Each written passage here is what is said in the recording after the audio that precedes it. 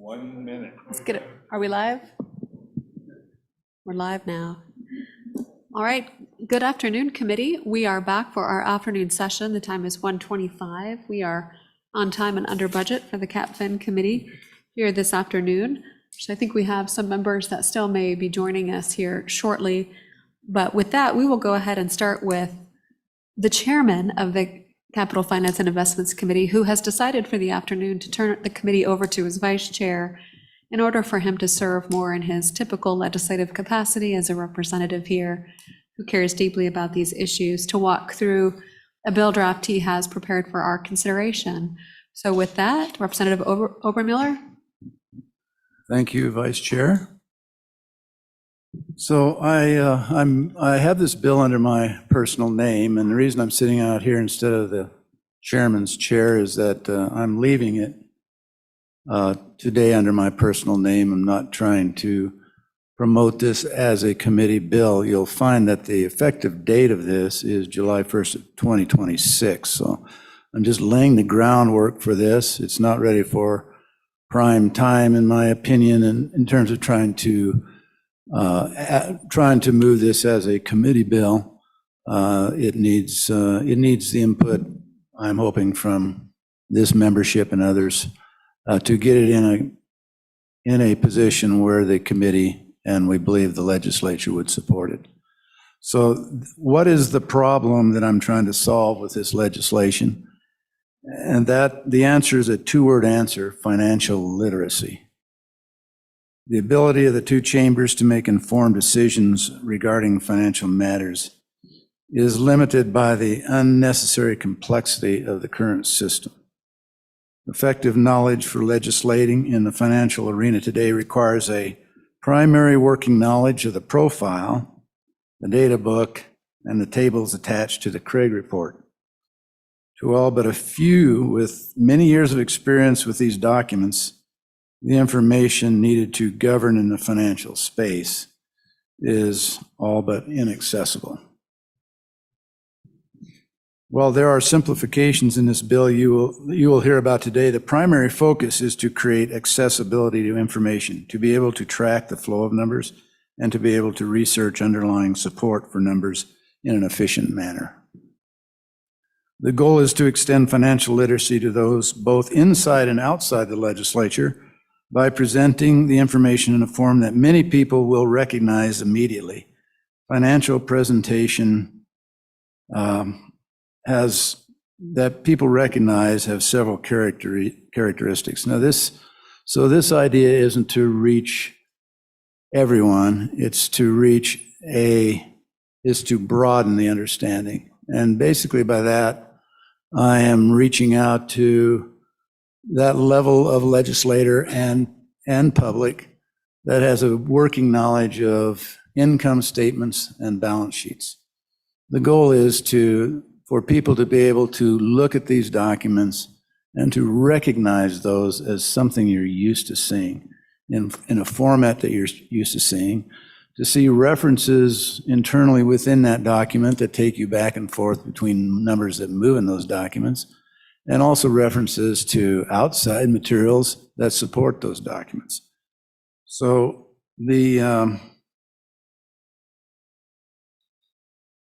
I asked LSO what I did when I went into LSO, I said, here's the vision I have for what I think the state should look like at the end. Write me a bill that accommodates this picture. So I had no idea what I was dumping on Brian at the time, and he wrote a 38-page bill to accommodate what I had in mind. It was a comprehensive look, and I decided to just go for the whole enchilada here with a comprehensive approach to a simplified look that maybe is done in pieces over time, or maybe is done in one fell swoop. But this is the vision of how I think it should look at the end of the day when all the pieces are in place. So that is how it got started. Budget Physical came on board to do to draw the picture for everybody of what the bill actually does, what it would appear like if this bill were to pass, what it would appear like when it hits your desk during a legislative session. And that's where Don Richards got involved with his crew to come up with a schematic that shows you what this would look like once in place. So I've asked these two gentlemen to come and do the explanation. Don is going to go first with the schematic and walk you through what that looks like, what you would see on your desk if this were to come through, to be passed, and then Brian will follow up with an overview of the bill that actually supports the schematic. So that's my introduction, Vice Chairman. Well, thank you, Representative. Any questions for the representative at this point? All right, seeing none, Mr. Richards, it all starts with write me a bill.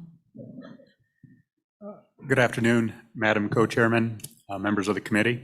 My name is Don Richards. I'm the Budget and Fiscal Administrator for the Legislative Service Office. And in accordance with Chairman Obermiller's direction, we have prepared a draft profile as to what the status of funds would look like in the event this legislation was adopted, and it's as of the 27-28 biennium. So it's a forward-looking. Karen, if you could put up 1402, I believe it is. And I think first I will jump through these very quickly and then we'll return for some more details. But the general structure proposed in the draft provides for two checking accounts, the general fund and the school foundation program. General fund supporting the general operations of government, of course, the school foundation program providing for the operations as well as capital construction for K-12 school districts. Those are pages 1 and 2.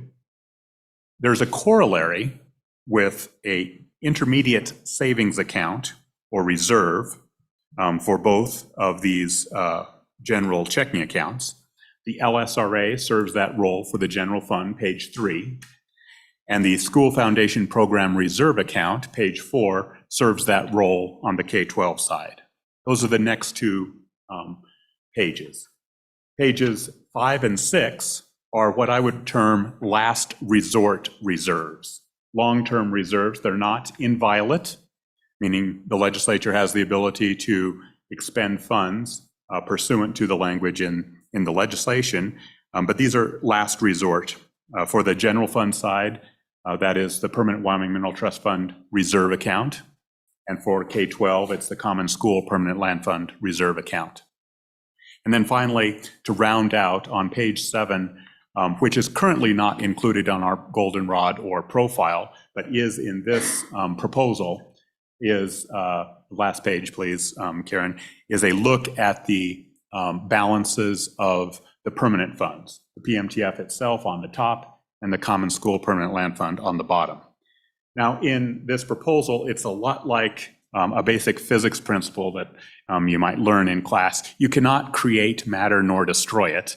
And that's essentially what's happening here. We're not creating any new funds nor removing them. So the total across the board adds up to what we have under the current approach. So you're basically just changing the accounting and presentation of the funds. It's the same total dollars in, same total dollars out. It's just a difference in where those funds go. When the chairman presented this to us, I think he had around a dozen overarching principles, which Brian and the legal staff incorporated into legislative language. Through those discussions, a number of other decision points arose. If this account is eliminated, for example, where do you want the revenues to flow to or to flow from? And we had to go back and work in an iterative process with the chairman. And it turns out there's about 20 to 22 decision points that we went through with the chairman. Building on his comment about financial literacy, let me also summarize 3 points that this committee has heard in the past day and a half, because that also provides the framework from which this legislation is written. The first is your first presenter, Patrick Fleming, yesterday, the CIO, indicated that Wyoming does not have an endowment model. Indeed, it does not. Specifically, you cannot invade the corpus of the two primary permanent funds. That's the big distinction. So we have to work within that limitation or within that framework. Secondly, the state's investment policy charges the State Loan and Investment Board and the state treasurer to maximize returns.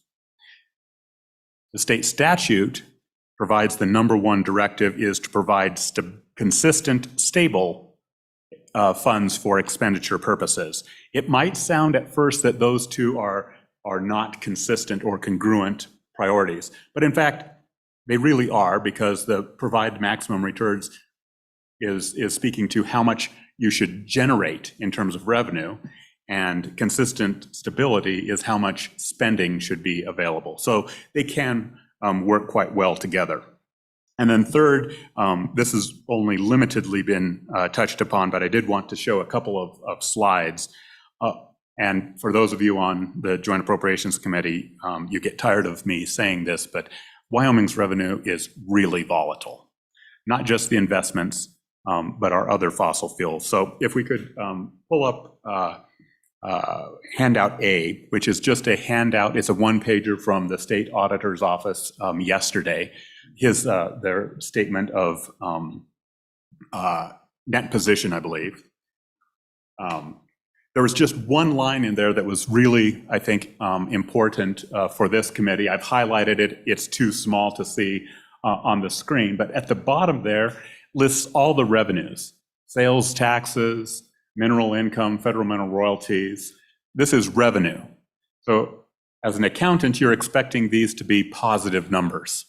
And then the highlighted line there is investment income. That's this year's report. And it's about negative $900 million. And that's because under GAAP accounting, as you heard yesterday, they book unrealized as well as realized gains. So paper losses last year amounted to $1 billion. Our profile doesn't quite match that. Just as she's got that up there, let me turn very quickly to item B, or attachment B. It's the same presentation, one pager by the state auditor's office, but it's for 1 year prior, from 2021. What did that look like? And if Karen can pull up B.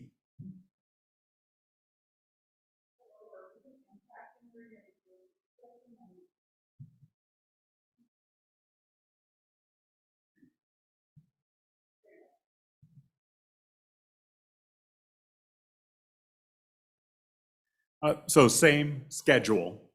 This is for 1 year prior, and I bet she enhances the size on here. But you'll see here about $3 billion positive.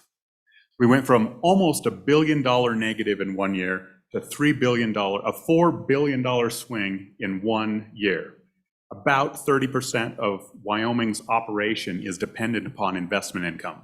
The purpose of this short illustration is it's volatile.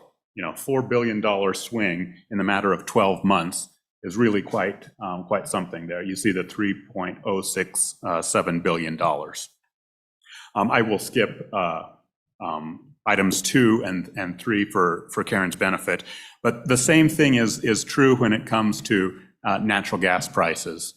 I believe this most recent month, our average price was $1.80 at Opal, $1.80 per MCF. If you go back 4 months ago, it was $15.90, a factor of 10 almost. When I talk to my colleagues in states like Minnesota and Illinois, they will comment that, yeah, durable goods sales are down by 0.5%. And natural gas is off by a factor of 10. It really helps describe, hopefully, some of the context for this legislation. So now, if we could return back to 14-02, I'll go through with a little bit more specificity as to the changes here. But before doing so, I'm going to list all of these out, and then you'll hear it from Brian as well in the actual legislative language. But so the first thing the bill does, and some of these have been discussed and debated before. In the Senate side, for example, Senate File 145 did some of these actions. House Bill 203 on this side. The Joint Appropriations Committee eliminated 3 accounts. I believe that was initiated by Representative Walters and Senator Hicks. Eliminated the school capital construction account, the school major maintenance sub-account, the school state royalties account. This legislation before you kind of builds upon that, and it eliminates 2 more accounts. It eliminates the budget reserve account, and that appears typically on page 3 of the traditional profile. And it eliminates the SIPA account, or Strategic Investments and Projects account. So this bill before you eliminates 2 sizable accounts, consolidates them largely into the general fund. Secondly, it modifies the spending policy of the Permanent Wyoming Mineral Trust Fund. There is still a 5% spending policy, but rather than being split on that second 2.5 between the LSRA and the SIPA, all of that is gone. The 5% goes solely to the general fund. And the PMTF reserve account, rather than backstopping that 5%, that role has been shifted in this legislation to the LSRA. So you're shifting some of the purposes and roles. The LSRA also will benefit from any investment earnings in excess of the 5%. So to the extent the state treasurer earns 6%, 1% would go into the LSRA. That type of deposit previously would have gone to the PMTF reserve account and then tipped. And then finally, the PMTF reserve account would benefit from its own investment income over time, but it really wouldn't have any other dedicated revenue source to that. It would serve as the last resort backstop, and we'll get to that on the figure on page 5 shortly. On the K-12 side, the spending policy was essentially eliminated. The Common School Permanent Land Fund 5% no longer would appear in statute if this bill were to move forward. Alternatively, a new set of backstops is imposed. First of all, if the SFP runs out of money, the SFRA, or School Foundation Program Reserve Account, would be the first resort for uncovered expenses. The second resort would be the LSRA, up to a $500 million balance. That's exactly what is in statute today. So the LSRA maintains its similar role with respect to K-12 appropriations. And then third, the Common School Permanent Land Fund Reserve Account would be the last resort if all of those others were exhausted.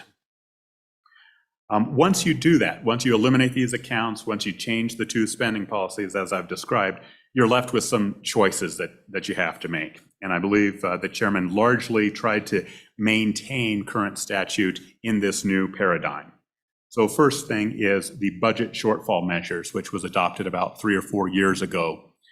That is maintained, but it is modified so that the LSRA can only spend excess income or excess investment earnings to address a budget shortfall. Secondly, the budget reserve account has a fairly archaic 2-decade-old provision which allows for any entity receiving FMRs or severance taxes to ask the legislature in years of surpluses for additional money. WYDOT has that ability, UW has that ability, local governments have that ability. I'd argue it's really never been used, at least in a formal sense. Certainly in years of surplus, the legislature has elected to provide local governments with a portion of that surplus, but it really never went through that formal budget reserve process. Nevertheless, under the chairman's proposal, he maintains that, even though it's never been used, and allows the general fund in years of surplus to be a source for funding those entities. Next, he continues the state penitentiary account. So the SIPA account is eliminated. It was tied to a $10 million automatic appropriation to the state penitentiary account. He keeps that in place at $10 million. It's just funded from the general fund rather than SIPA. So you can kind of see a trend here where he's trying to maintain these provisions. Finally, there is a $10 million per year authorization for public welfare emergencies. Think of flooding this year. If a bridge gets taken out, the governor has access to $10 million in public welfare emergencies from the LSRA. Under the chairman's bill, he maintains that. He maintains it at $10 million, but the source of funding is different. He has it coming out of the general fund rather than the LSRA. The reason behind that is the LSRA has a new directive that we should spend money out of the checking account and that the LSRA should be limited to transfers to the checking account or transfers to savings, but not for ad hoc appropriations. And feel free if I'm misstating something. Continuing on with some of the new provisions in this, because there isn't any budget reserve account, the statutory 5%, I call it the statutory reserve amount. This year it was the $115 million that we leave in the general fund. That necessarily got bigger because the general fund is getting a lot bigger. 5% of a lot bigger number is, in this case, $180 million. It's going to be larger as well. Next, the chairman codifies that any amount over that 5% level on the general fund is automatically deposited in the LSRA at the end of each biennium. That has been the case for, I would say, at least 15 years, but that provision has always been in the section 300s of the budget bill. This bill just codifies existing practice. Nothing new changing there, but you will see a provision when Brian walks through the bill. There's a minor issue with respect to the PMTF reserve account was the source for local government loss reserves for any loans made to local governments. It's a pretty nuanced provision. He maintains that, he eliminates that option from the PMTF reserve account.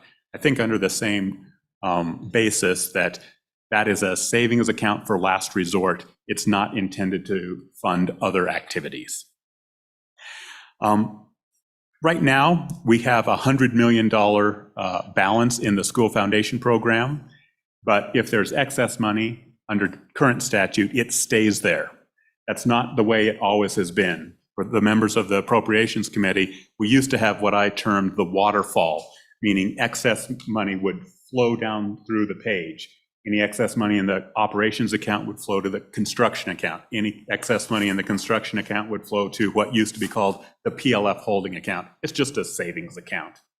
And Chairman Obermiller continues that notion in his draft, where anything over $100 million is automatically tipped to the School Foundation Program Reserve account. Next, two other items of revenue flows. The first of which is the 1% severance tax. So that is the conditional severance tax. It's the statutory severance tax.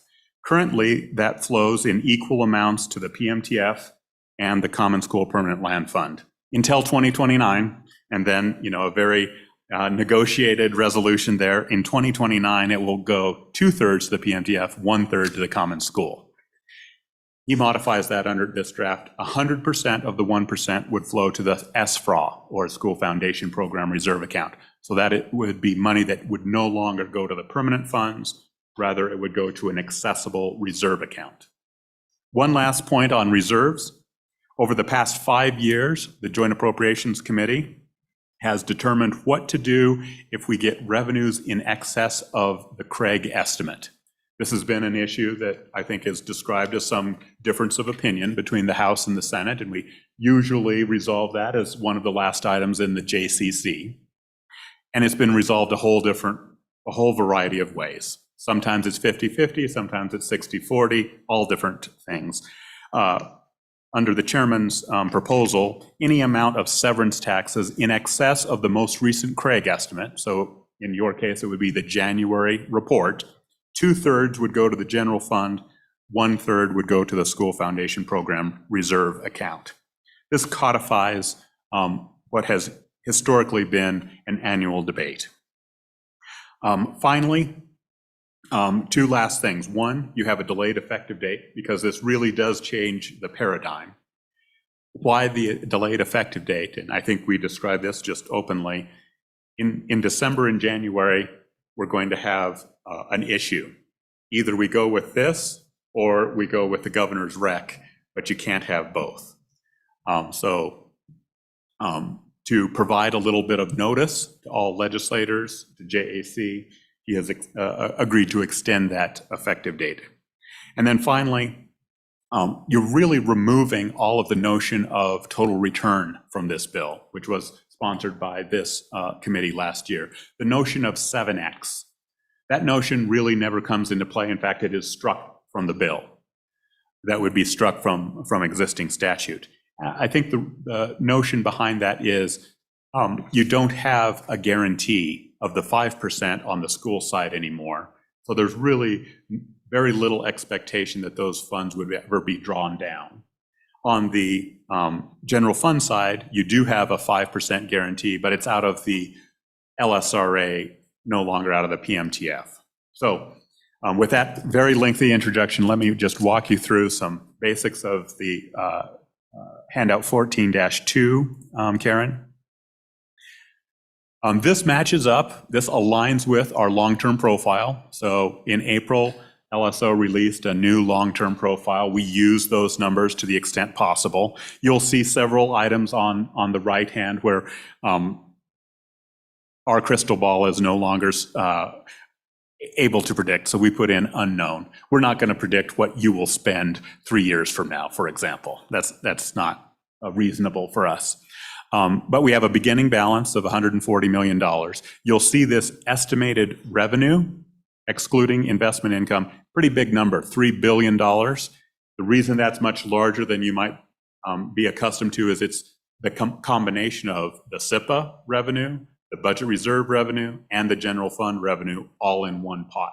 So it's a big number.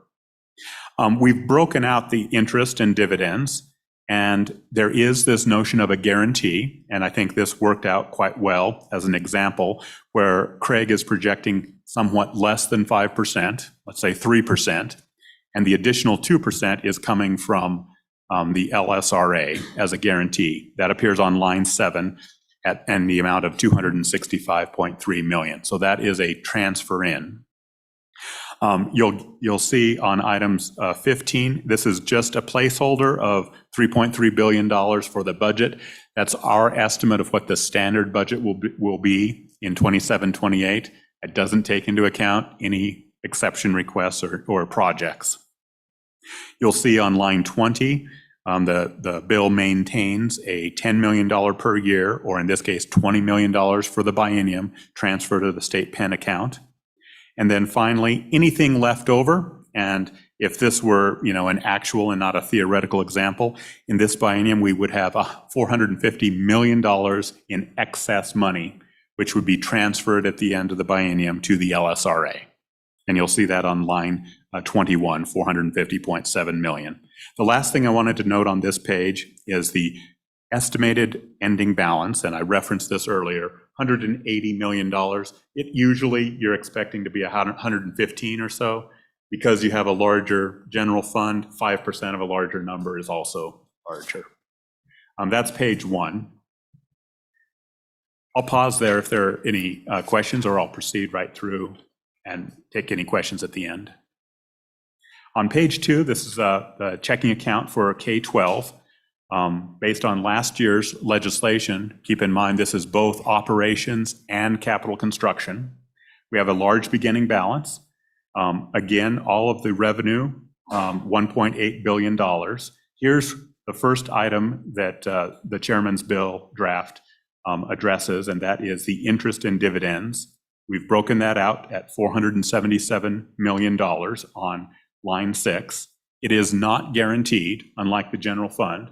That's just our best estimate of interest and dividends. No capital gains in there, no surprise income. If there were realized capital gains, I have noted there it's unknown, but if we happen to have a stock or an equity and we sold it at a gain, this account would benefit from that. And then jumping down to the bottom Anything in excess of this, well, the appropriations on line 16 is our best estimate based on the model, the K-12 model, as well as our traditional assumptions of capital construction, which I believe are $70 million per year. That may be too low given recent expenditures. But you can see there's more money than, more revenue than there are anticipated expenditures, and any excess gets swept to page 4, specifically the School Foundation Program reserve account on line 21 in the amount of $564 million. And on line 24, he's maintained that balance at $100 million. Now, this is not every possibility. This shows a surplus situation because we're doing pretty well. If it was a deficit situation or a shortfall situation, you would see on lines 9, 10, and 11, a series of accounts would automatically provide money to the School Foundation Program in that order.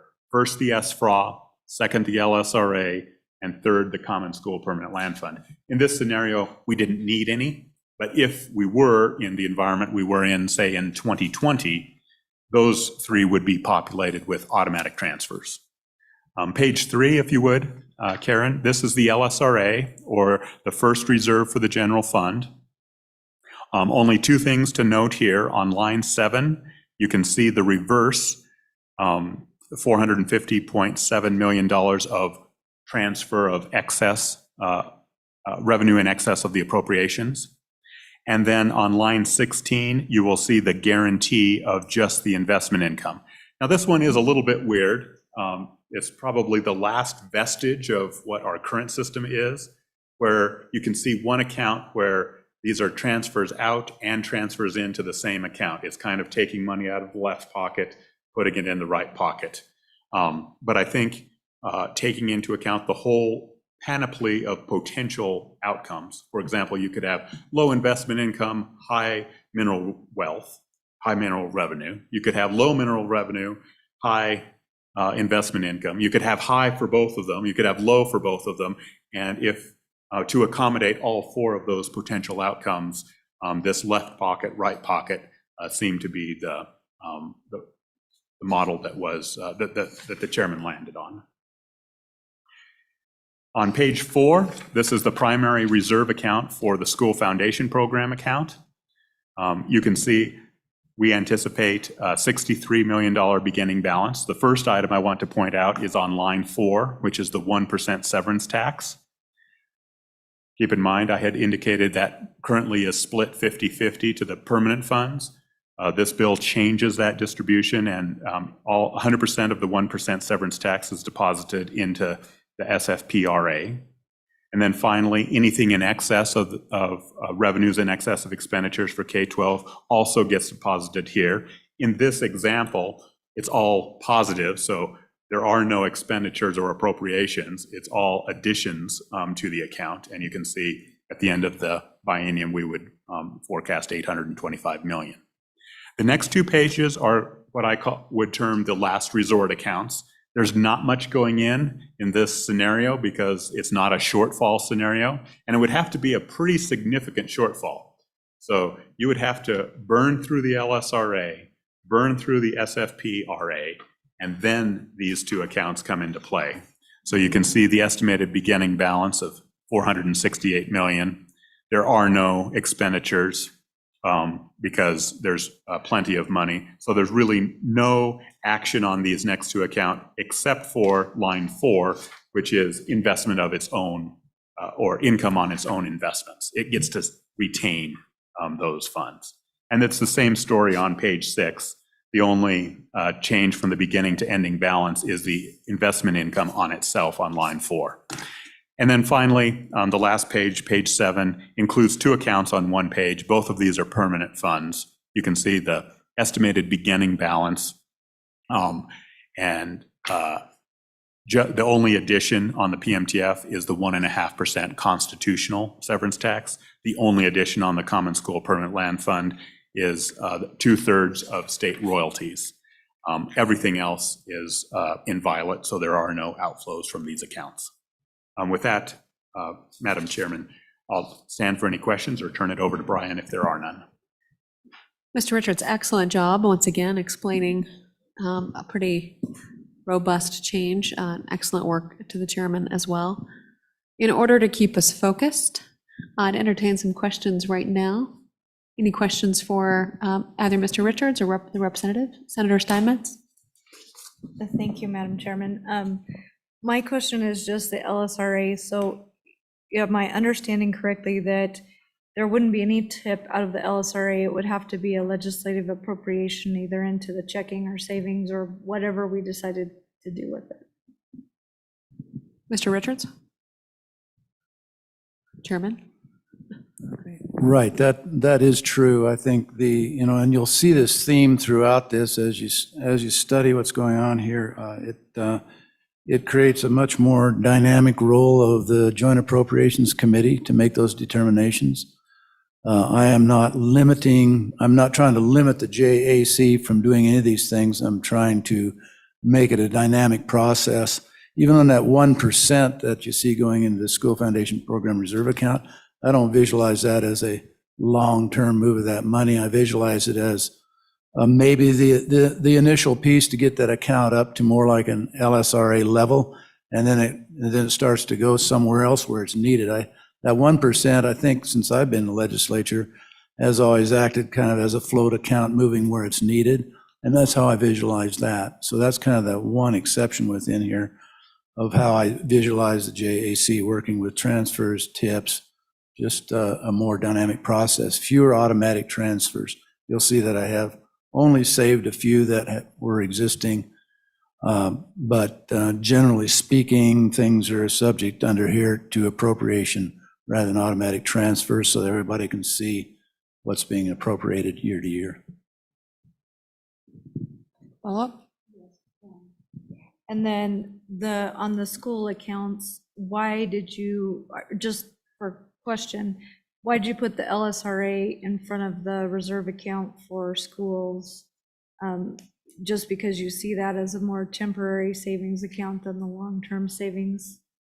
Representative? So the order is the school foundation reserve account is the first line of defense, and then LISRA, Right. and then the common school account. And the reason I'm doing that is if you look at the common school account, it's the last resort and puts that money in. It's my belief that it puts that money into a total return environment right away, that fund can grow on its own earnings. And probably the likelihood of dipping into that based on the history of the legislature is pretty low.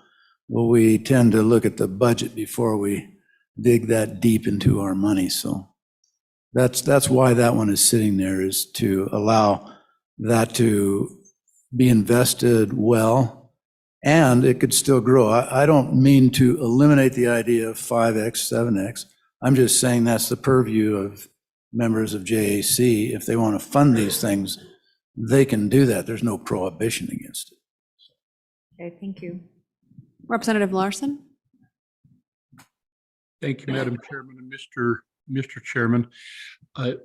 I still need a little more clarity following up on Senator Steinmetz's question. I guess I'm trying to understand, maybe you can explain to me again then the purpose of the LSRA under this new scenario. But as Mr. Richards explained it to me, I've kind of got it in my head that it's more the backstop for the general fund, and in an emergency could be used as a backstop for the school because we're transferring that 1% over. And so I was just curious why then, I'm still not sure why you wouldn't use the Common School Land Fund Reserve account as the second option and leave the LSRA as the last option, because it's intended, I thought, more for the general fund. So would you sift through that for me, please? Tell me where I've screwed up. Representative? Right. I just look at it as the LSRA working similar to the way it does now in relation to the school foundation program, and that the school foundation reserve account basically becomes that backup that the common school reserve account was before, that I see the build out of the common school reserve account as being that account that actually is the primary backup, with the LISRA backing up the way it has. And the reason I have it in that order, once again, is to allow the growth of a semi-permanent account that can grow in a total return based on its own income, and really create a larger fund that anticipate not dipping into unless it's just an extreme emergency. Follow up, So Madam Chairman. that's, that's the idea there, Follow up. Senator. Sure. Thank you. So then help me, Jerry, or Mr. Chairman, if you would understand the role of the LSRA, because I'm understanding that now to be the checkbook, and the way I'm seeing that is when we get the budget, as we consider the budget, we'll be making those appropriations out of funds that are in the LSRA, because that's the direction. So clear my misunderstanding of that up, if there is any. Yes. So Vice Chairman,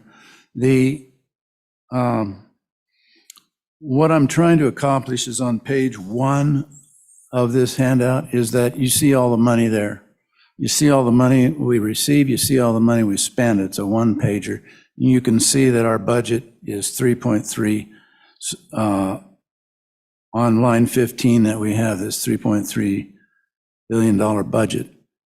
So I don't want appropriations for things out of different accounts. So if that requires the use of the LSRA, which that's where the backup position comes in, the LSRA can be used to transfer money to fulfill those appropriation demands, but lacks the ability to just appropriate directly out of the LSRA.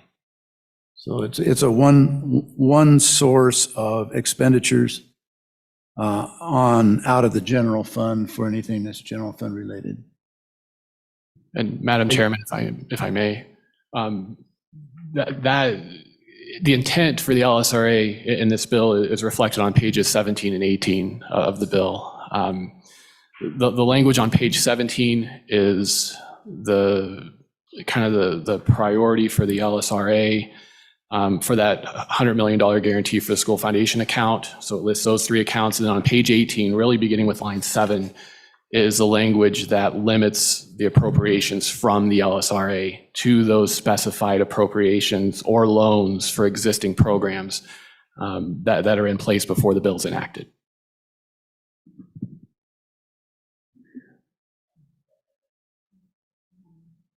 Yeah, Senator Steinmetz? Thank you, Madam Chairman. Thanks, Mr. Chairman. I guess the thing I'm struggling with is still what Representative Larson and I have been talking to you about. And it seems like the school foundation program account is triple backstopped, whereas the LISRA is the only backstop for the general fund. And so I'm trying to understand why we need to triple backstop the school foundation program account when we're not putting an automatic tip from LISRA to anything else, but we're backstopping the school foundation program account. Couldn't we just appropriate to that too if we needed to, if the idea is to put more control in the hands of JAC? Couldn't we just appropriate that amount if we need more than the 2 other backstops for the school foundation program account? So that's just my question, and maybe it's just a policy consideration. But if you have further comment on that, to clear it up for me, I'd appreciate it. Why you? I'm open to being persuaded. I'll put it that way. Thank you, Madam Chairman. Is it triple backstopped, Mr. Richards? Yes, it is. or And she's referring to the 1% money because that's one of the backstops I think she's referring to, maybe. And then why is it backstopped Is that it- way? Is that what you're referring to? So, Madam Chairman, if you go on to your page Should have done the bell jar. 2, and you go into your school foundation program account. Oh, right, On line 9, you have the school foundation program reserve account. right. You have LSRA, and then you have the common school permanent land fund reserve account. And all three of those backstop then your school foundation program account. Right. So am I understanding, is it triple back? And then we also are giving them the 1%. So Okay, it just so- seems like a lot on the school side and not as much on the general fund side. And I was just wondering why. You probably have a reason for that, and so I was just wondering what that was. So the general fund side has, or at least it should have, 2 backups, right? And, go ahead. And Mr. Richards, if I may, I skipped Mr. Fuller primarily because I could tell everyone was 30 minutes in, needing to get a little more excitement in their lives at this time of day. But we can have Mr. Fuller walk through the bill draft, which may answer some of these questions for us as well or provide further clarity. Mr. Richards, go ahead. Madam Chairman, I believe just factually, the SFP is triple backstopped. The first one is the SFRA, second one is LSRA to 500 million, third is Common School Permanent Land Fund, and it's in the totality, meaning if it has a shortfall because of low property taxes or minerals, it doesn't matter the source of the shortfall. On the general fund, I think the page 1 could be improved by adding a line 8.1. It is double backstopped. It is backstopped by the LSRA, and then the investment income is backstopped by the PMTF reserve account. The PMTF reserve account wouldn't help in a sales tax shortfall, but it would help out so it's double backstopped. And I certainly don't mean to speak to the chair or for the chairman, but on page 4, one of the reasons for potentially having more of a backstop is the school foundation program reserve account right now has 63 million. It's not that the LSRA has 1.5 billion or so.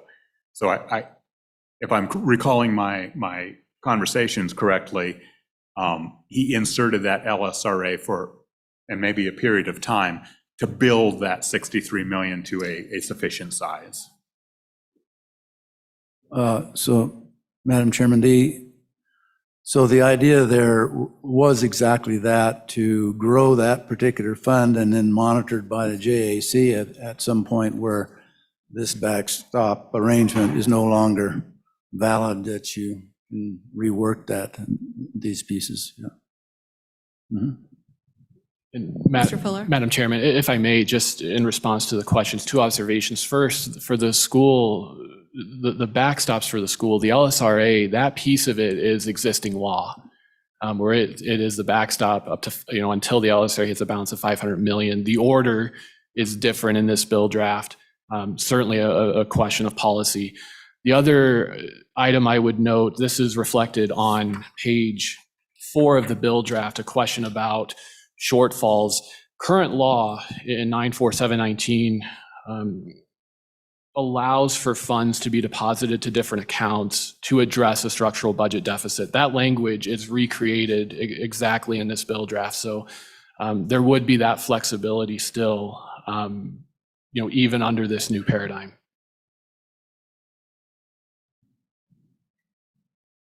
Representative, would you like Mr. Fuller to walk through the bill draft? All right, Mr. Fuller, give you your full time. Yep. Madam Chair, members of the committee, in light of Mr. Richards' comprehensive and cogent description of the bill, I will limit this to only a painstaking review instead of an excruciating review. So I'll hit the high points, Madam Chairman, and happy to answer questions as we go. The new section 94722 on page 2, and this is 24 LSO 1 working draft 0.6, it's 14-01 in the online meeting materials. So the new section 94722, this in part simply reorganizes some existing provisions. Line 15 is the spending policy, that's the 5% for the PMTF. Subsection B, beginning on line 21, this is the excess investment earnings from the PMTF would go to the LSRA. So that's what subsection B does. Subsection C is kind of that backstop. So page 3, line 13 is a transfer from the LSRA to the general fund to address any shortfall in earnings. And then page 4, line 1 is that second level backstop, which is the PMTF reserve account. And you only reach that account if the LSRA has a balance of 0. Page 4, line 16, that subsection D is, as I previously mentioned, that's the flexibility language for transferring to different accounts to address structural budget deficits. It's identical to current law. It's just simply recreated here in this new section. And then I will not get into some of these provisions in great detail. As Mr. Richards mentioned, one of the components of the bill draft is to repeal SIPA and repeal the budget reserve account. The changes on page 5 and 6 are part of those changes. They're identical to what was in 2023 Senate File 145. That would be the same for page 8. This is the language that basically shifts the role of the budget reserve account, the 5%, to the general fund. I will highlight page 9, line 8. This new subsection J, this is the provision that would transfer anything above that 5% reserve amount from the general fund to the LSRA. So that is where that language is codified. Then page 10 and 11 refer to the general fund reserve account. So this is language relating to the budget reserve account. And that is the same for pages 12, 13, 14, and the top of 15. This is those provisions specifically relate to, as Mr. Richards mentioned, the ability of a small number of state agencies, the university, YDOT, and local governments to seek excess or additionally available funds from FMRs and severance taxes. Then page 15, lines 15 and 16, this is the change of the annual $10 million for public welfare emergencies. The source is changed from the LSRA to the general fund. Then page 16 and 17 and 18, I've briefly mentioned these before. These are the changes to the LSRA. The changes on page 16 are what I would deem as conforming changes. And then beginning on page 17, line 8, this is where the LSRA would be the backstop, or this is where the language for the backstop for the school foundation program account takes place. So line 15, that first level is the school foundation program reserve account. Line 18, if there are insufficient funds in that account, then you go to the LSRA, but only if the LSRA has a balance of at least $500 million. And then on page 18, line 2, if 1 is not available and 2 is not available, then you go to 3, which would be the common school reserve account. Page 18, line 7, this provides that starting with the fiscal biennium, the 27-28 fiscal biennium, so July 1, 26, no appropriation, loan, or transfer from the LSRA can be made except as provided in this subsection. And the only transfers or outflows of the LSRA that would be allowed, and I'm on page 18, line 14, would be appropriations to any permanent fund. So there would still be that flexibility for funds to be transferred, just as in this past session, from the LSRA to a permanent fund, to the general fund as the backstop, and to the school foundation program account as the backstop. And then page 19, in a nod to maintaining the status quo, any loans that would be authorized from the LSRA before, so they're authorized in statute before July 1, 2026, may still be made from the LSRA.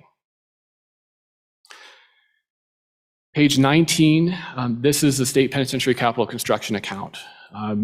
It strikes language that refers to it as an account within SIPA. It strikes language that requires it to be accounted for separately. Since there's no SIPA, there's no need to do that. And then page 20, lines 4 through 13, This language changes the source of the $10 million appropriation to that state penitentiary capital construction account from SIPA to the general fund. And that would start for fiscal year 2027.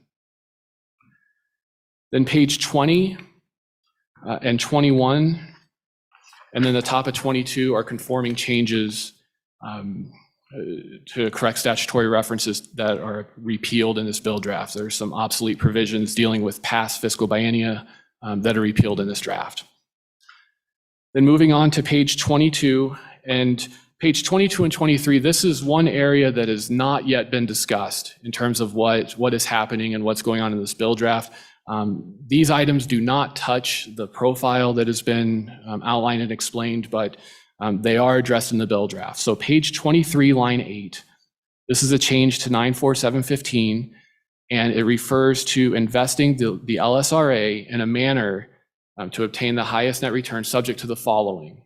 And on page 23, line 8, it inserts a new kind of purpose that should be part of the investment policy statement to preserve the balance of the account as necessary to address the need to make any transfers from the LSRA as that backstop. So that would be an express purpose in the consideration of adopting an investment policy statement for the LSRA. Then on page 23, line 19, this is an amendment to 94719A, and this refers to establishing a spending policy for the PMTF investment earnings to provide in descending order of importance. And then on page 24, it inserts a new kind of top, the most important purpose now would be a maximum amount of earnings that may be expended in a fiscal year. The second purpose would be providing a consistent, sustainable flow of earnings for expenditure over time. There are two other paragraphs that are currently listed as in that descending order of importance that refer to inflation. Those are repealed in this bill draft. Page 24 and 25, so subsection B of 94719, this concerns the PMTF reserve account, and these changes have been discussed. It strikes language regarding guarantees from this account. And then beginning on page 24, line 21, it strikes all of the language that would transfer funds from the reserve account to provide that guarantee to earnings, and that would provide basically the tip. That language is stricken. Page 25, subsection F, this is the same principle except for the common school reserve account. So there's a change to reference, guaranteeing any transfer required as a backstop. And then page 26, line 6, it strikes all of the language to the transfer for the spending policy, and then the tip back to the corpus. I'll move on to page 28. This is the language for the loss reserve account for the local loan program. That would have the PMTF reserve account provide that guarantee to that loss reserve account. That language is all stricken. The loss reserve account is there, it's just not backfilled or guaranteed by the PMTF reserve account. Page 28, line 20, this is the language that would transfer any unobligated, unencumbered funds from the SFP account in excess of 100 million to the school foundation program reserve account. So that's kind of the excess sweep into the first level reserve account. The remaining changes on pages 29, 30, 31, and the top of 32 are changes referencing the budget reserve account, and those references are changed to the general fund. Page 32, line 21, this is the change to the 1% severance tax. That would change that distribution from equal amount of the PMTF and the common school account to be entirely deposited into the school foundation program reserve account. Page 33, line 18, this is the new subsection M in 3914-801. This is the language that provides that severance taxes that are in excess of the most recent or the January consensus revenue estimating group estimate would be divided 2/3 to the general fund and 1/3 to the school foundation program reserve account. The remaining change on page 34 is a budget reserve account reference that's corrected. The amendment on page 36, it's in a separate section because this section does not take effect until July 1, 2024. If the bill were to be introduced after that date, this would just be included in section 2 of the bill. Page 36, section 4 are the repealers. And most of these repeals concern language dealing with the budget reserve account or concern distributions that occurred in past fiscal biennia. In other words, obsolete language. It also repeals language associated with the PMTF reserve account guarantee in 94719. It repeals the spending policy in that section since it's recreated. And then it repeals the severance tax distributions associated with the general fund and budget reserve account. So anything associated with those provisions are repealed in this draft. The remaining language, so beginning on page 36, line 16, just directs that the funds from SIPA and the budget reserve account would be transferred to the general fund. Any obligations on those two accounts would be paid from the general fund. Any reversions to those accounts would go to the general fund. And then the staff comment just noted a direction from the chairman. I think we can omit that discussion unless the committee wishes to take it up. This concerns the source or the direction of the funds from the budget reserve account, whether that should be the general fund or the LSRA. Doing so may have a considerable impact on the amount of available funds for that fiscal biennium for budgeting purposes. And then as noted, the act would be effective in 2026, and it would require the state auditor to report to JAC on the amounts transferred from SIPA and the budget reserve account to the general fund. Mr. Fuller, thank you. Excellent job. Questions for Mr. Fuller? Questions for Representative Obermueller? Yes, there are questions. Just as this is what I do as chairman. The time is 2:30. Just as a reminder, and we're good for time. Representative Walters, Representative Obermueller. Thank you, Madam Chairman. Representative Obermueller, early in your presentation, you said that this bill essentially does away with the need to have a large reserve account for the total return philosophy. Did I misunderstand that statement, or is that one of your beliefs of this bill? So what I'm trying to say is that I'm trying to say that because its accessibility is limited, that potentially this money could immediately be invested in a total return idea. But I didn't mean to imply that we shouldn't set as a goal the 5 or 7% for those accounts, that the JAC and, in their discretion can add money, but that because of the way this is structured, where none of the income is distributed and it's all growing internally, that the treasurer's office, and they can speak to this, would potentially be able to invest that money right away with the balances that are in there in a better return. At least that's my goal for it. Thank you. Further questions for the representative? Seeing none, let's go to public comment. Or any other agency comments. The treasurer's office is here, I see.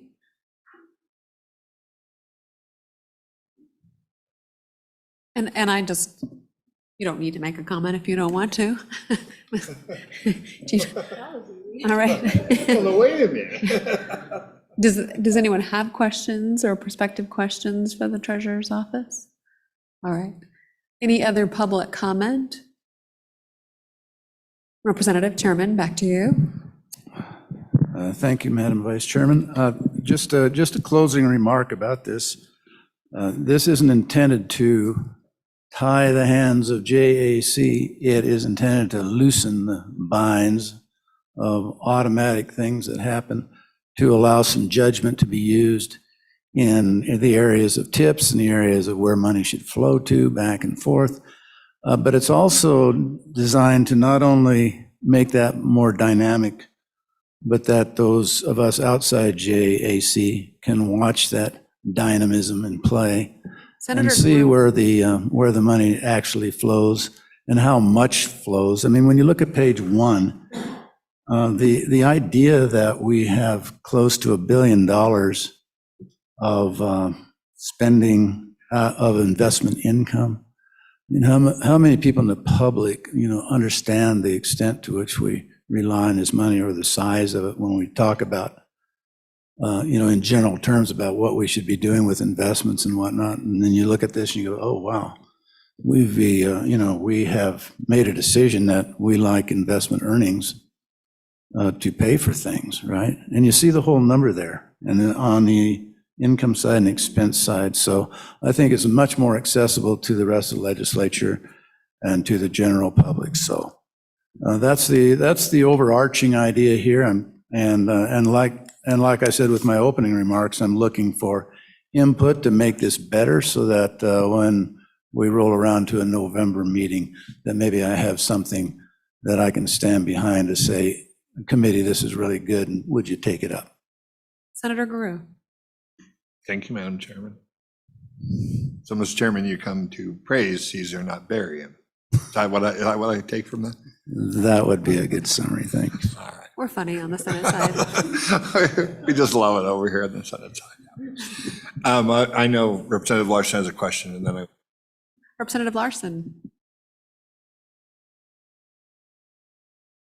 Thank you, Madam Chairman. I, again, was just a little, I'd compliment the chairman. I know that he's done a lot of hard work, and holy smokes, I've tried reading this, Madam Chairman. Well, I did read it and trying to get my head around it. There's a lot of components to this, and I think it certainly has merit and stuff and things that we ought to consider.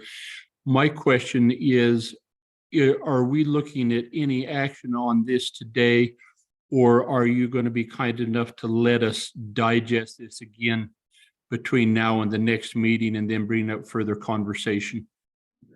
We call that a leading question, Mr. Chairman. I believe the representative would like you to let us dive in at a later time. Mr. Chairman, what will be on the November agenda?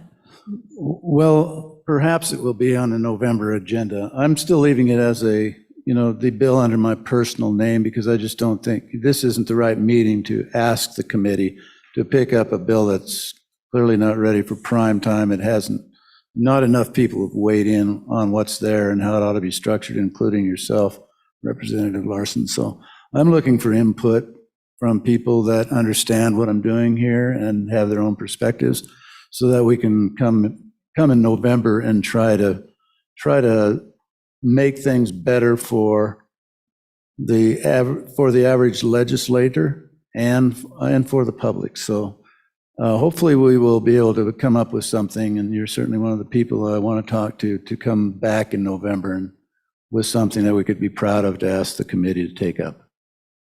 Senator Thank you. Grue. He said thank you. thank you, Madam Chairman.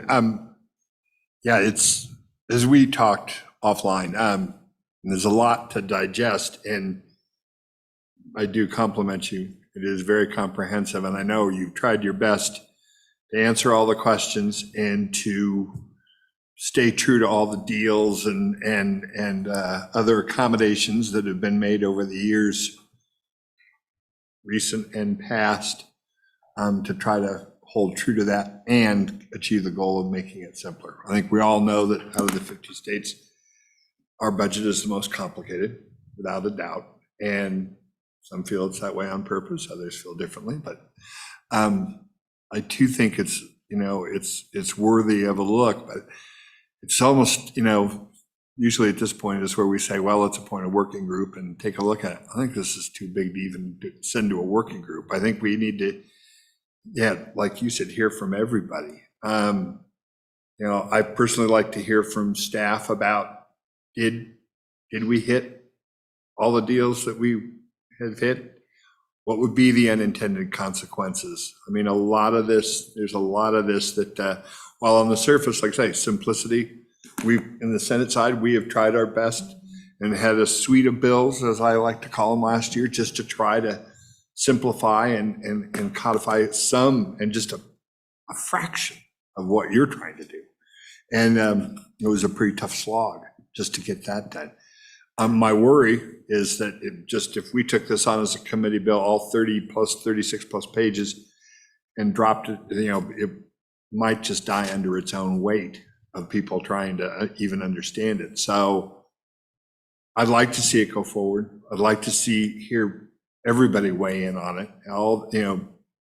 Especially the treasurer's office, especially, LSO, as far as what they see, like, Don, and take a critical look and make sure, and then all of us working with it, especially those, as I see, Representative Walters and Representative Larson have forgotten more about this process than I'll ever know, to try to help, kind of work through the thicket, see if there's something there that we can move forward, that's, I guess, the only question I had for staff on this is, and this is on, I'm not asking for an answer now, but this would be one of the questions I could see.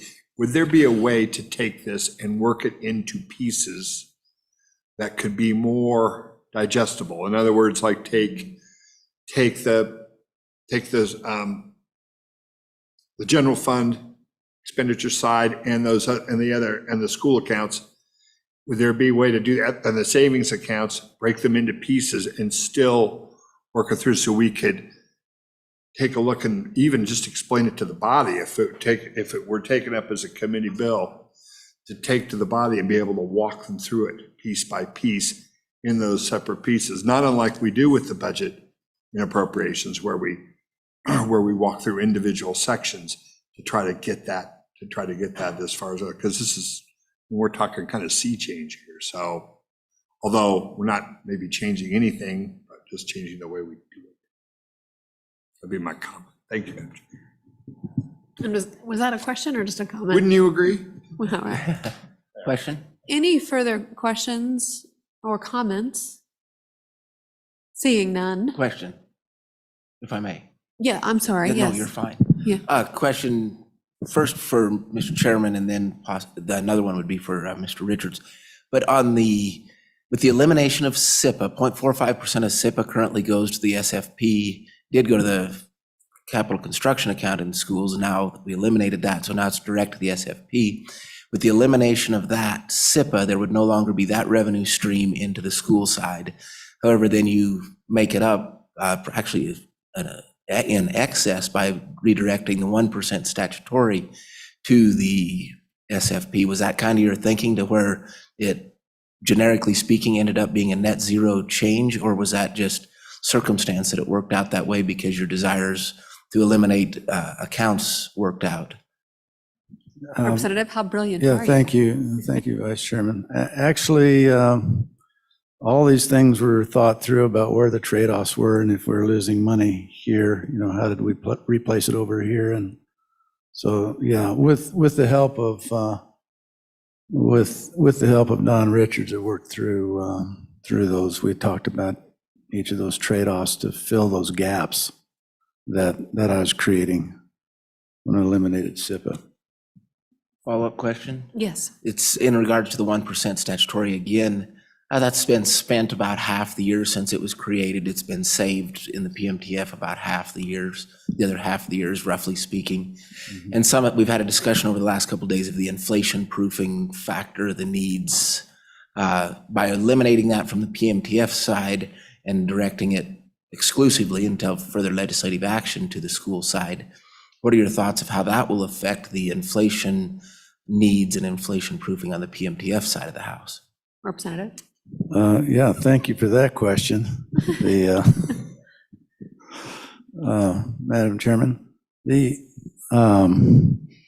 course, that whole discussion yesterday kind of reflects my view of how you inflation proof, and I place a lot of that on, that inflation proofing happens as a function of the investment policies themselves, that it is, and that we monitor that as a legislature, we monitor where we stand in relation to the value of our accounts to the inflation factor, that we upgrade these reports that we had yesterday and monitor it.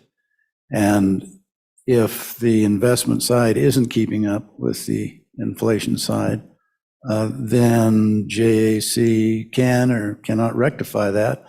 I think the whole discussion of inflation proofing that we had yesterday goes to this, though, and is part of the continued discussion of what responsibility, or how that division of responsibility goes, to what extent the legislature is responsible to inflation proof, particularly when you drop an extra $500 million into that account. Does that suddenly become a number then that that the next legislature has the responsibility?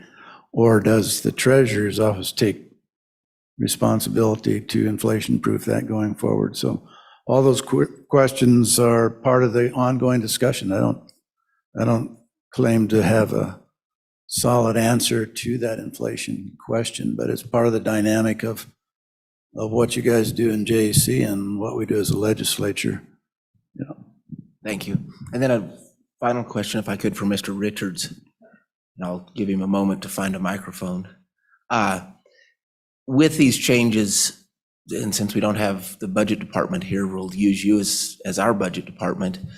What are the cash flow, how would this affect the cash flow needs of the state on a biennial basis, these kind of changes? Or would there be any effect to the cash flow needs of the state? Mr. Richards?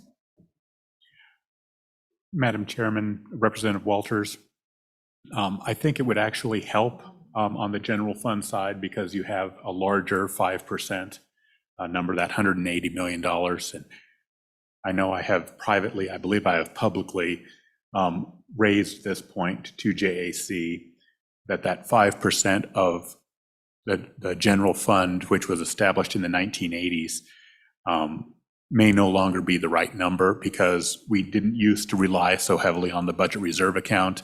And now a third, maybe 40% of our budget is on the budget reserve account. So our base amount is maybe 3% rather than 5%. So in the general fund side, I think it would assist things. On the school foundation program, I think we've had some thoughtful conversations with Mr. Wilmarth and Chairman Obermiller. I think staff rarely try to advise on policy matters. So just factually speaking, $100 million in the school foundation program is insufficient to make major maintenance and the first model payments in July and August. And by limiting that at $100 million, you are forcing yourselves, because now the sweep goes to another account, you're forcing yourselves to take out a loan. That loan is not cost-free in administrative timing and whatnot. So, and I think we've been open with the chairman on that's a policy choice for you to say, but that $100 million, we talked in JAC about maybe $350 million to avoid the need for a loan. There are trade-offs with that, but I think that that's a policy choice. I'm just giving you some of the pros and cons. And by limiting it at $100 million, expect a loan on July 1. Thank you, Representative. Great questions. Representative Larson? Thank you, Madam Chairman. I don't know if this might be to Mr. Richards as well, or to Chairman Obermuller.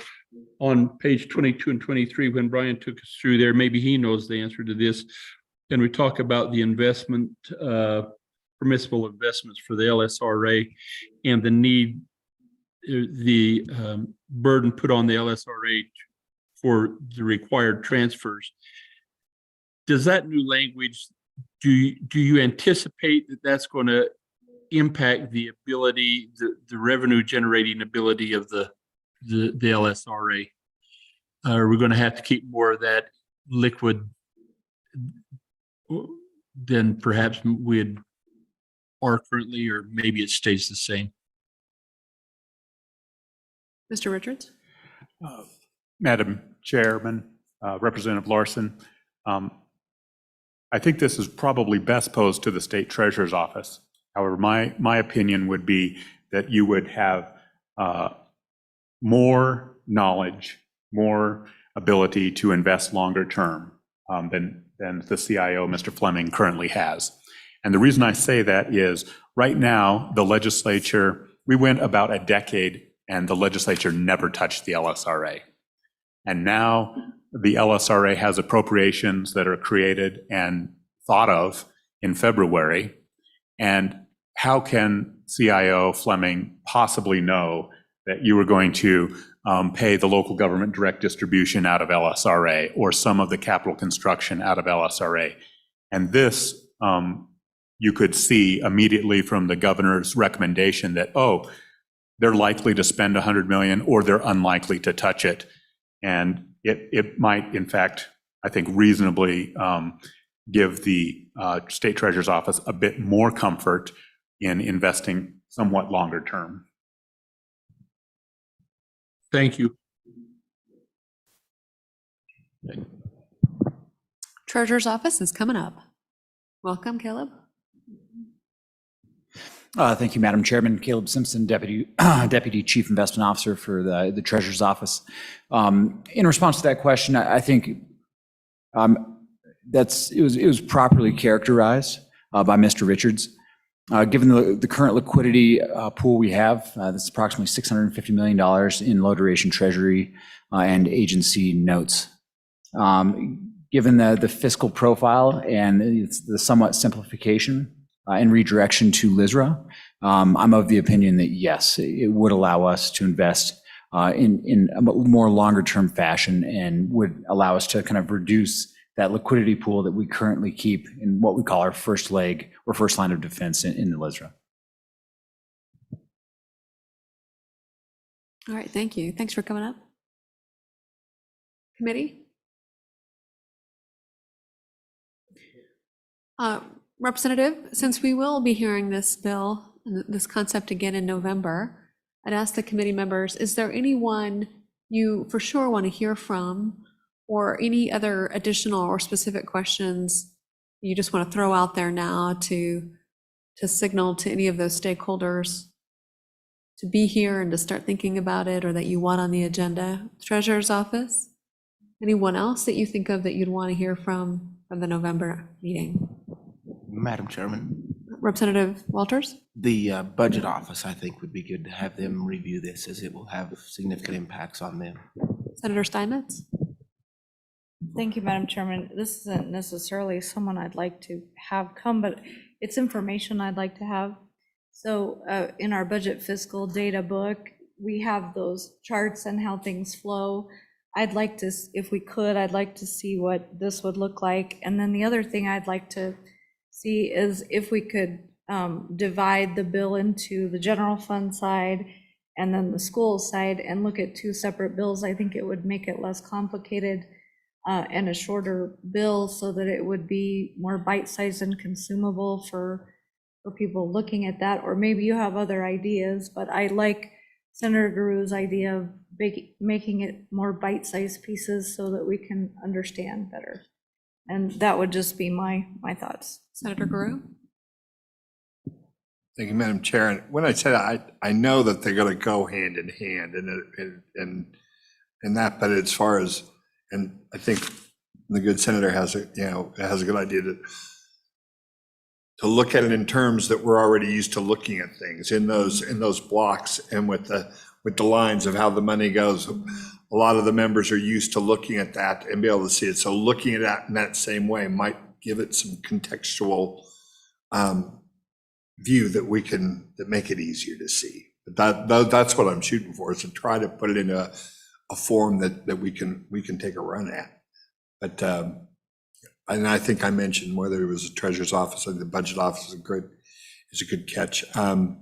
Whoever else but have our own staff go over and look at it to make sure, the folks who've been there through all those and written and followed through all these deals. I know you've done it, and I know, Matt Wilmarth has too, but to take another look and make sure that we, like I say, unintended consequences, whatever, going through, that we can see that. Representative Walters. Thank you, Madam Chair. The other thing I would request is drafting correction or whatever is necessary on the SFP side. So we move that 100 million, but move it up to $400 million so that we don't start out on July 1 needing a loan. We just as well make sure that we're not putting ourselves in that, painting ourselves into the corner on day one. So if we can draft it to where that is already addressed, that would be appreciated if the chairman would go along with that. Representative, is that your motion? As this bill is not in front of it, it is for a motion. That is my request of the bringer and presenter to have that change be incorporated. That's what we're going to do. We're going to turn it into a motion. Is there a second? I'm the chairman. It's been seconded. Further discussion on that motion? All those in favor say aye. Aye. Any opposed? That motion is passed. Sure. Okay. Further discussion? All right, seeing none, committee, it's 2:52, an hour and a half on that. For a sea change of our budgeting process, Representative Obermuller, thank you for a tremendous job. I know that was huge work on the background to present this idea to us, both from Mr. Richards and Mr. Fuller. Look forward to continue to work on this idea for the legislature and the people of Wyoming. So with that, committee, would you like a break? We're done? No, we have one more topic. We can push through. I think it'll take maybe 30 minutes, Chairman? Okay, let's take a quick break, come back at 3:05. It's that recent legislative action.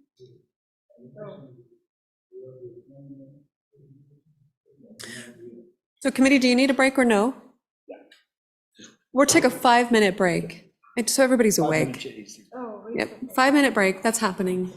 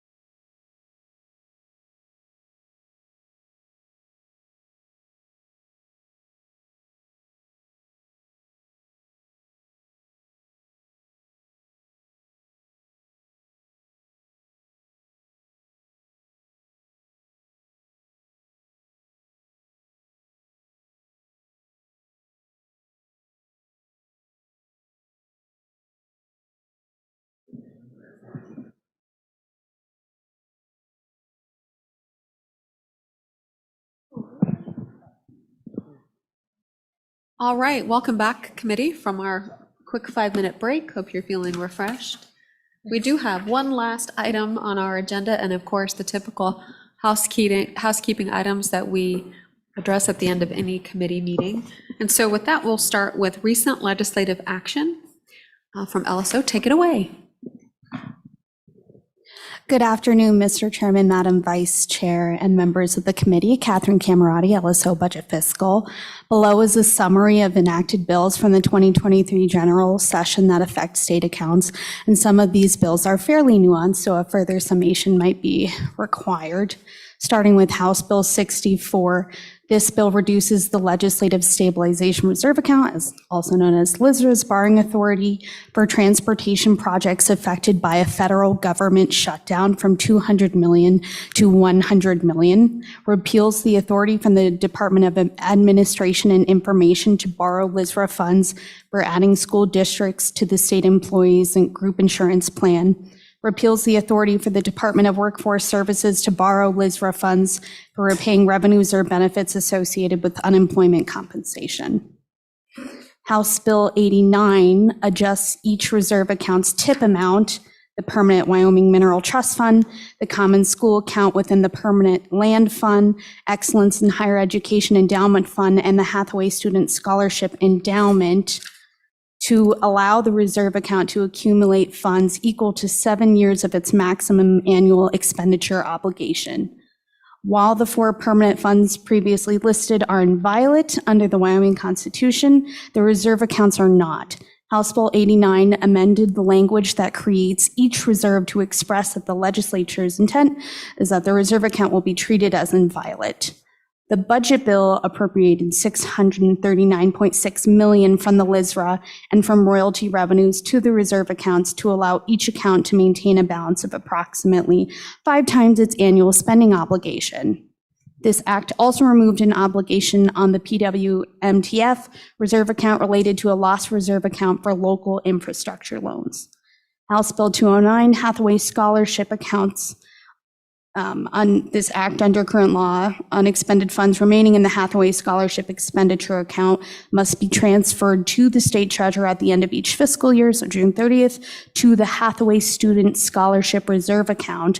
This act provides that beginning with calendar year 2023, the transfer of unexpended funds from the Hathaway Scholarship Expenditure Account to the Hathaway Student Scholarship Reserve Account must take place annually on October 15th. So just changing the timing. Senate File 57, state-held drainage district bonds. In this act, the legislature declared that any outstanding debt owed to the state on 2 drainage district bonds issued in the 1930s is uncollectible. The state treasurer is required to take all actions necessary to discharge the outstanding principal, and $24,000 was appropriated from the general fund to the common school account within the permanent land fund to restore the loss of corpus from discharging the bond debt. Senate File 66 is about schools capital construction funding. SF 66 eliminated the school major maintenance sub-account within the Strategic Investments and Projects account, the SIPA, the school lands mineral royalties account, and the school capital construction account. This act also redirects future revenues from those accounts to the Public School Foundation Program account beginning with the end of the 2025-2026 fiscal biennium. Expenses associated with the operation of the Education Resource Block Grant model and facility needs for K-12 public schools will first be made from the Public School Foundation Program account.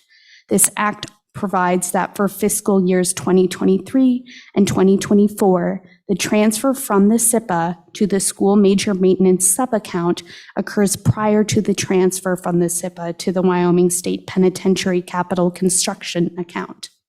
This act also directs the state auditor to transfer any unencumbered, unobligated funds in the school major maintenance account within SIPA, the school lands mineral royalties account, and the school capital construction account to the Public School Foundation Program account effective July 1st, 2024, and any reversions to those accounts will also be directed to the Public School Foundation Program account. Senate File 71, State Loan and Bond Programs. Current law authorizes the SLIB, the State Loan and Investment Board, to loan permanent funds for specified purposes under set terms and conditions. This act amends the interest rates for some of these loan programs. This act also decreases the maximum aggregate funding limits for the use of permanent funds for these loan programs, and also strikes the authorization for the investment of the Permanent Wyoming Mineral Trust Fund in community college district bonds, and prohibits the issuance of new loans under the Wyoming Joint Powers Act and new loans for student dormitories on and after April 1st of this year.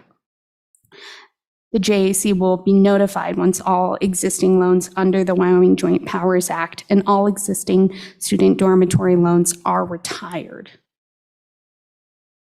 Senate File 97, this act repeals the Wyoming Education Trust Fund and transfers any unencumbered, unobligated funds in the fund to the corpus of the Common School account within the Permanent Land Fund.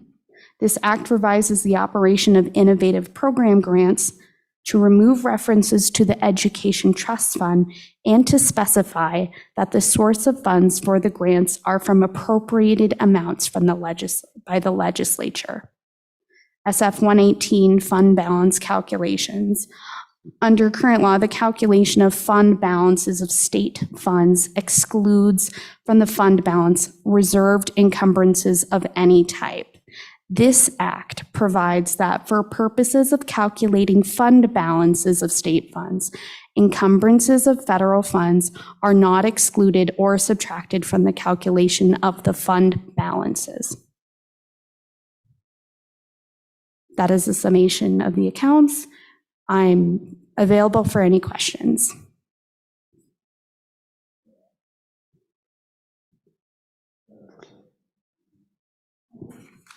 Back to being chairman for the moment. Thank you, Ms. Camerati. Any questions? We did a lot of work. Do we remember doing it? All right, thank you. I think we have some additional answers to questions by Mr. Richards that were presented this morning, that he has answers for us. Mr. Chairman, members of the committee, earlier today, you had inquired about the zero balance accounts with low activity. And indeed, the legislature does review those. LSO staff reviews those. Management Council most recently reviewed all accounts in 2021, and the state auditor came before that committee in the interim and recommended a number of accounts be removed. It turns out, I think they started at about 14 and ended up at about 8. And I think Chairman Obermiller indicated 397 is a lot. There is no question. It is actually fairly difficult. I've gone through this process 3 times. It's somewhat challenging to identify accounts that truly can be removed. For example, every occupational licensing board has their own account, and they're very protective about not commingling the barber's fees with the cosmetologist's fees. And each of those licensing boards maintains their own accounts. In addition, the legislature not only creates a number of accounts, but they often have an income account as well as the underlying corpus. So sometimes it's a double increase. Nonetheless, JAC has reviewed those roughly every 5 to 7 years, and they do identify accounts that need to be removed. LSO staff really looks at just 2 criteria. One, the balance of it and activity of it. And then we do add what are the acceptable purposes. So sometimes, particularly in downturns, the Joint Appropriations Committee will try to identify funds that could be moved to the general fund. Secondly, I think the committee asked about specifically the emergency medical services Sustainable Trust. That account was created in 2009. It did start with a legislative appropriation of $500,000. I think the current cash balance is about $90,000, so much of it has been spent. It was added to Pool A relatively recently in 2021, so it hasn't been in Pool A long. But this is a great example of an account that had a champion at the time, and there is language that anticipates future legislative appropriations into that account, but they have not come to fruition. And that example is not unique.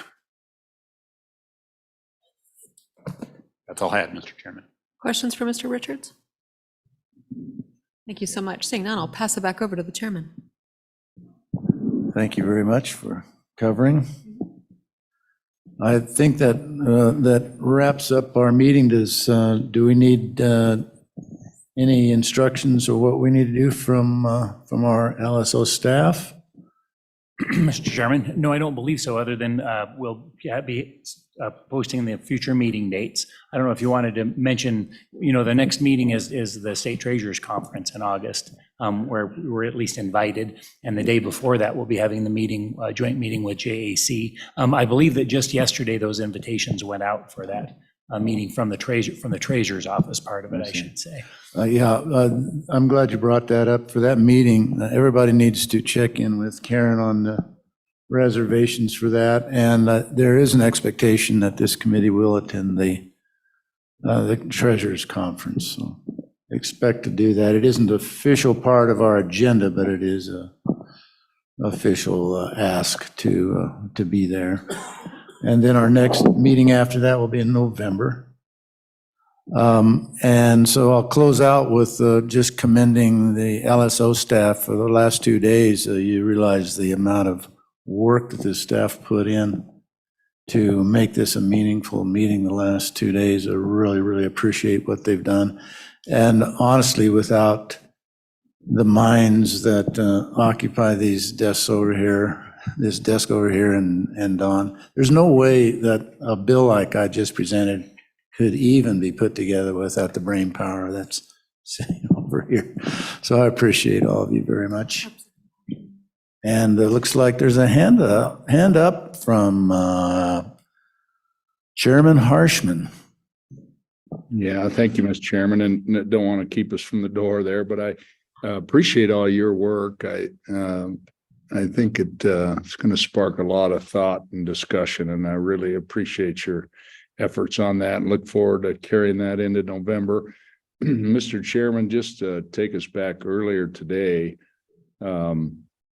in our discussion about Pool A and that bill, and I was wondering if it would, if it'd be all right, I spoke with LSO Fiscal about those 14 other accounts, some of them, like the EMS account you just heard of only has 90,000. And I think the water emergency account is probably not one, but I think public TV, maybe tobacco settlement, if LSO Fiscal could just in the next couple months, just reach out to those folks. And I talked to Mr. Richards about this and said they'd be happy to do that just to see if there's others that would want to join in to this bill as we kind of create that reserve account. And I just thought I just wanted to bring that to committee. And then I think, Mr. Chairman, the last thing was thinking about what Senator Hicks said today and CIO Fleming, about our endowment model. And I went back and looked at those two bills, 2022 session, House Bill or House Joint Resolution 5. It was a close vote in the Senate, 16 votes against it. And then I think HJ 6 was not considered, but I think it might be worthwhile. And I guess and I think what Senator Hicks said, because he wanted to bring those other, for the non-permanent funds, bring those endowment type models forward. And it just kind of got me thinking again about that. And then when CIO Fleming said, it's the most important thing we can do.